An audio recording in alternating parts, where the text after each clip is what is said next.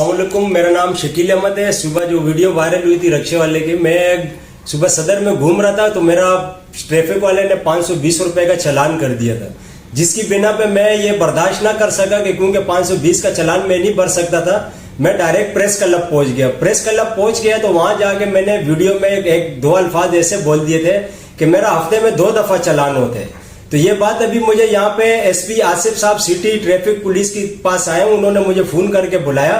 तो ये बात मुझे यहाँ पे आके पता लगी कि मेरा एक चालान 2022 के अगस्त के महीने में हुआ था और उसके बाद आज ये मेरा चालान हुआ 2023 का। आज का ये मेरा पहला चालान था। एसपी साहब ने कंप्यूटर पे पूरा मेरा डेटा निकाल के मुझे बताया।